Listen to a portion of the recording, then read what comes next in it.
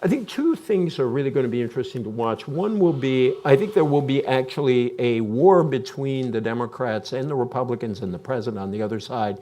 Not necessarily on what can be passed, because in this context, it's going to be very hard to pass big things that will be agreed upon across the parties. There's talk about infrastructure, which the president likes to talk about, but his infrastructure plan bears almost, which is a lot of tax breaks and not a whole lot of capital, bears very little resemblance to what Democrats talk about.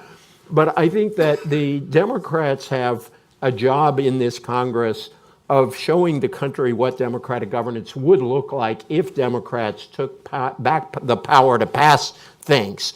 And that the Pelosi's task is really interesting, because if you look at this freshman class, it's really an extraordinary group of people, first of all. But secondly, it really is in microcosm the two sets of constituencies quite different that the Democratic Party has to bring together.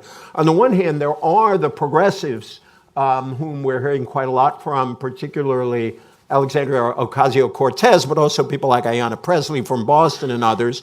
But there are a whole lot of people elected from suburban districts who 40 years ago might well have been moderate to liberal Republicans back when we had moderate to liberal Republicans, people like Connie Morella out in Montgomery County many years ago. And the Democratic Party has to get those two sides working together on a common agenda, or they're going to have a real problem. And I think there are some things in healthcare, in infrastructure, in education, in training, where they actually can come together. Those are the kinds of issues they want to push to the fore. What's fascinating on the Republican side is, what do they want to talk about? Because their whole focus up to now has really been judges, tax cuts, and a lot of talk about immigration. And the president likes it, obviously, because that seemed to flip some voters his way. It was a key issue for him. But it's not clear, certainly the shutdown suggests this is not a unifying issue.